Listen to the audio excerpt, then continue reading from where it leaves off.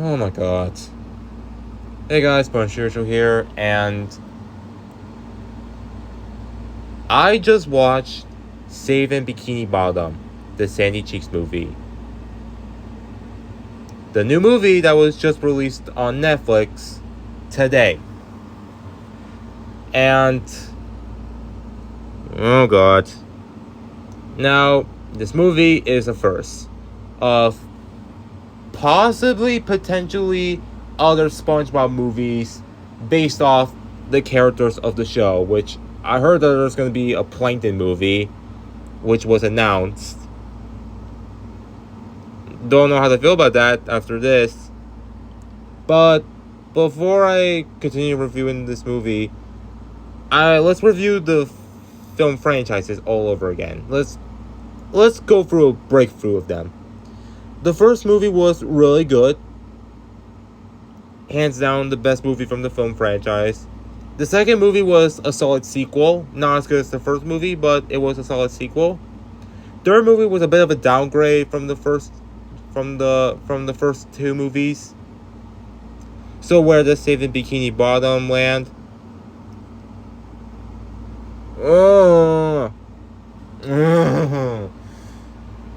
Alright, I don't mean to jump to my thoughts very early onto this review, which is something I don't really do. But this movie's awful. Really awful. I hated every second I was watching this movie. So, before I begin to rave and rant, let's take a look at the plot of the movie. And trust me, there's a lot we need to get through. The plot of the movie is that the entire Bikini Bottom is kidnapped by this villain named... The villain, I don't even remember her name. And she's played by Wanda Skies. And she wants to turn the entire citizens of Bikini Bottom into toys, basically toys, so children can play around them because, and trust me, we'll get to that. And then, so Sandy and SpongeBob, the ones who didn't get pulled up, they embark on a mission to save Bikini Bottom and return it back to its proper location. Alright. Wow, that plot was not really that hard to talk about. But let's just get on to the movie. And like I said, this movie's awful. This movie is really awful. I don't know where I can begin with this movie. I think we should probably start with the animation. Yeah, let's start there. It's bad. I'm sorry, it's bad. Because this is another SpongeBob movie where, like Sponge out of the Water, it basically is more of a live-action hybrid film. However, with Sponge Out of Water, which one of the problems with Sponge Out of Water was that the trailers kind of lied to us a bit, where when the characters actually enter the real world, it's mostly at the third act.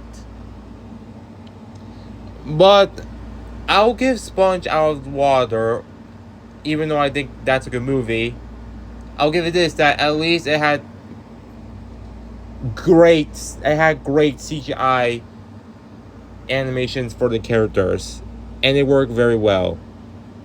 Something that this movie fails hard. Oh my god. Let's just say the design of the characters look fine. I don't know what I can say about the animation. It literally looks like something from like a SpongeBob game, not a full feature film. Literally looks like something from a SpongeBob game, not something for like a Netflix movie. And I literally questioned this, but I don't know what was the budget for this movie, But you gotta remember that this was done by, I'm assuming, from what I've seen for info on the animation, the animation was done by Sinking Ship Entertainment, and wow, it was not it. I'm sorry, Sinking Ship, but this is not good animation. I will say that the fur textures are toned down here because Sponge on the Run, even though Sponge on the Run's animation was amazing, uh, they went a bit over the top with Sandy's realistic fur. At least here it's toned down a bit, but the other character animations are terrible. Well, not terrible, but they're just bad. Like they literally look like they're from a SpongeBob game. This is animation you'll see from a SpongeBob game, not a theatrical film. And I know, okay, well, not a streaming movie, because this isn't a theatrical movie. This is a streaming movie. And oh my god. But let's just get on to the other parts of the movie. I'll come back to the animation because there's a specific part I want to talk about that kind of surrounds the animation, which I'm going to be mentioning the animation later on. So let's go on to the story.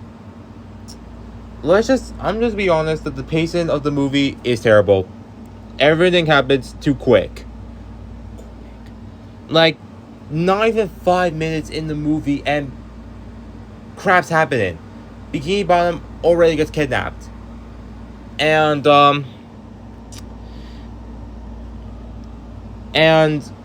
you got this, and then you got Sandy and SpongeBob going up to the surface, and then you got the rattlesnakes, and then they made Sandy's family, which I will admit that I'll get to the characters when we get to the characters.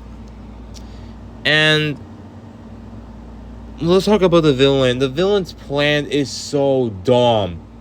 And if I can remember, apparently the reason why she's doing this is because she loved fish, and however, she tried to hug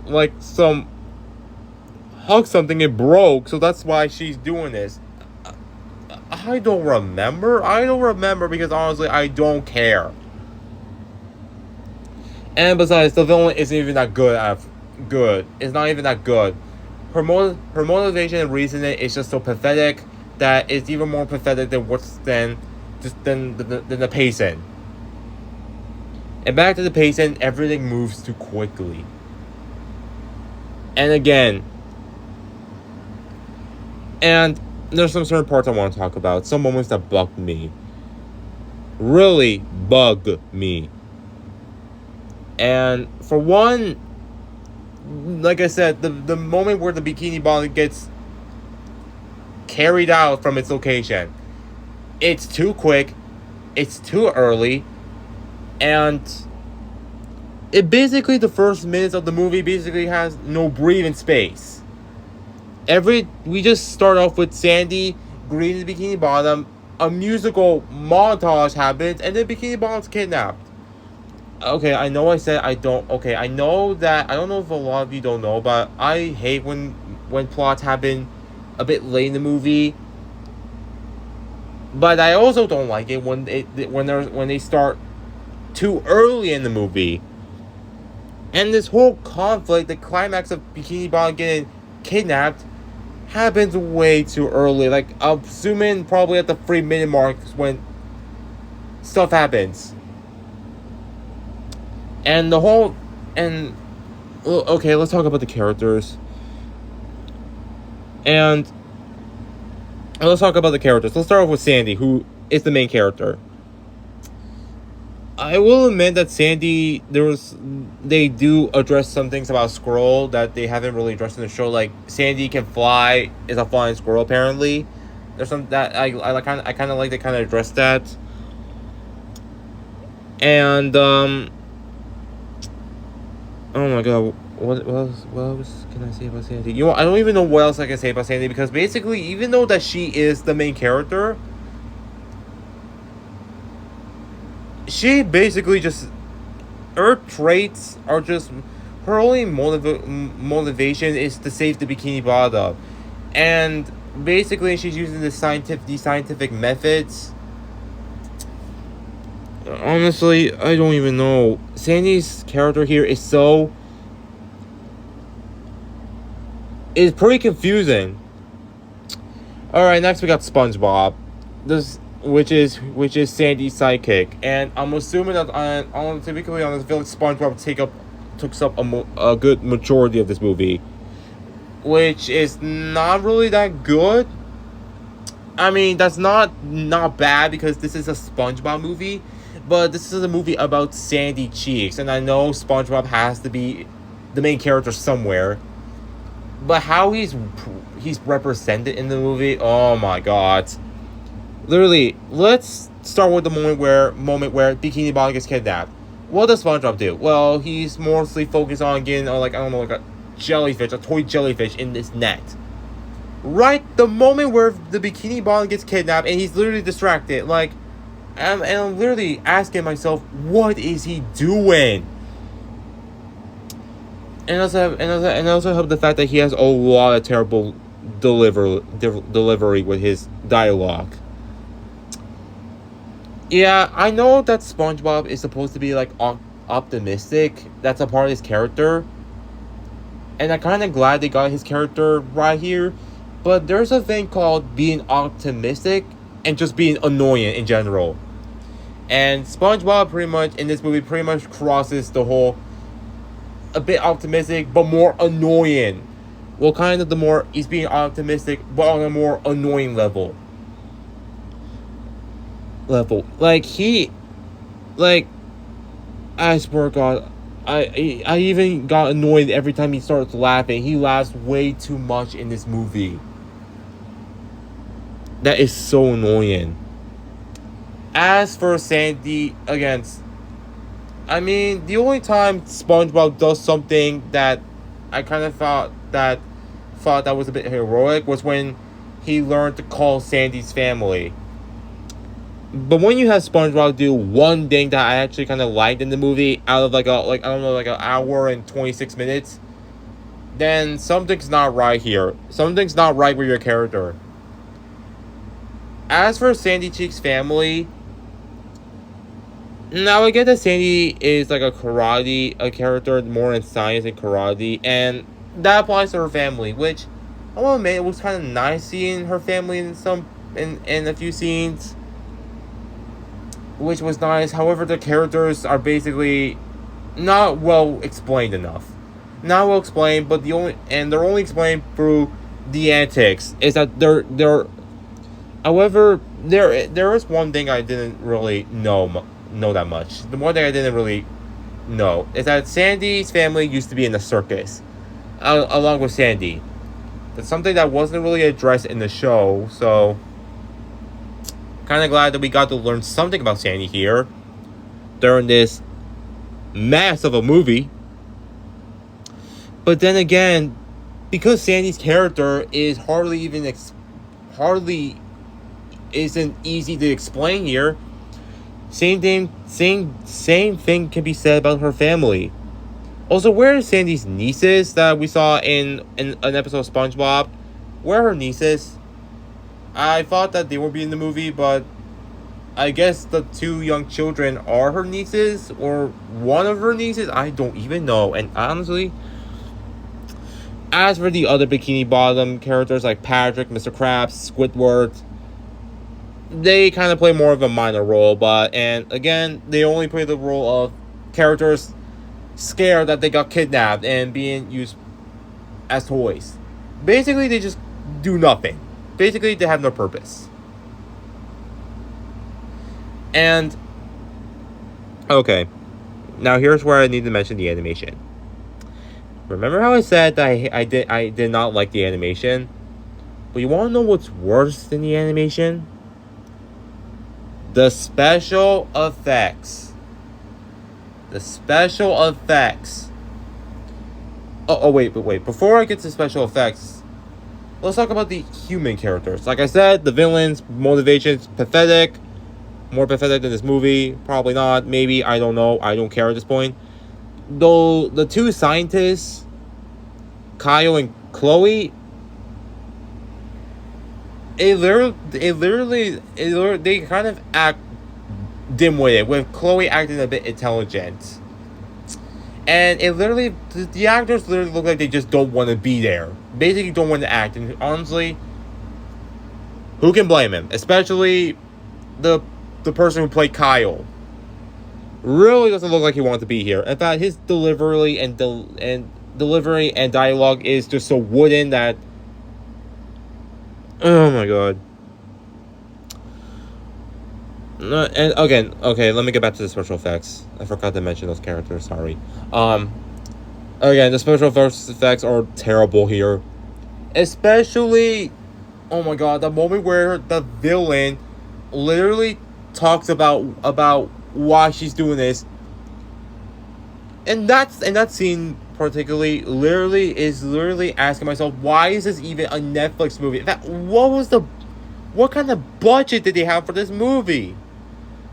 They have stuff like that.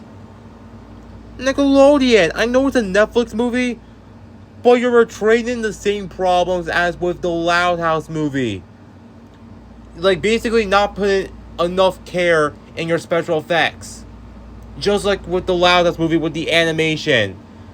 Making it worse than the show itself. Oh my god, that has to be one. I know it's a Netflix movie, but that doesn't mean you need to be lazy with your effects, Nickelodeon and Netflix. And I know I get it, that it's not the fault of the animators or the people behind the special effects. They did what they could, but it is just not well executed, and it just comes across as lazy and cheap. Again, no offense to the people who worked on the special effects. They did the best they could. They did the best that they could. It's just the budget just makes it terrible. Especially when one of the guys in the robot costume, and when her head flies out, I'm like, I'm done. Oh yeah, and the moment where the Bikini Bottom gets set back, I honestly just believe that they kind of skipped the scene where everyone will be celebrating and cheering for Sandy, and they skipped that. That should probably be the most important part of the movie. Bikini Bottom safe, everyone should probably start cheering, and no, they just don't do that. The moment Bikini Bottom saved, they just cut to the circus. Honestly, I'm not really surprised that happened, because considering the pacing of the movie is terrible. But that was just an absolute slap in the face. That could have been added to the movie. And before you ask, no, the music videos and the songs don't help this at all. They're just there just because I guess we need songs. Because it's a Sandy movie, we need songs. We need country west songs. So if it wasn't obvious, this movie's horrible. This movie, it's the worst SpongeBob movie from the film franchise. And if this is their way of hyping up the other upcoming SpongeBob spin-off movies, I get this is a spin-off, but this doesn't make that there's no excuse for making something like this. If this was supposed to set a way for upcoming SpongeBob spin-off films, then this sure was a great way. Alright, so if I'm gonna give my rating, I don't know if I want to give this like a 10 or 20, because honestly it's that bad that I really hated myself for watching this. So I think I'm just gonna give this movie a 20 out of 100. Honestly, it's not the worst movie I've seen. In fact, it's not even the worst. It's not even the worst of SpongeBob, because I think I already know that a lot of people. Because I think we all agree that either One Course Meal or Pal for Gary is SpongeBob at its worst. But this is probably the worst thing that SpongeBob has put out ever since Ink Lemonade. And considering this is a movie which has a longer runtime and a more higher budget, but I'm pretty sure that the budget's probably going to be very low considering what happened in this movie. I don't even know what else to say. This movie. This movie gets a 20 out of 100, and this is the worst movie from Nickelodeon that was released on Netflix. It's even worse than the Loud House movie, because at least with the Loud House movie, I can defend some things about it, like some of the songs. But with Saving Bikini Bottom, aside from a few highlights like Sandy's family and that one scene of SpongeBob calling for Sandy's family, hardly anything here is redeemable. That's honestly the reason why it's a 20 out of 100. I'm surprised this isn't even at 10 out of 100.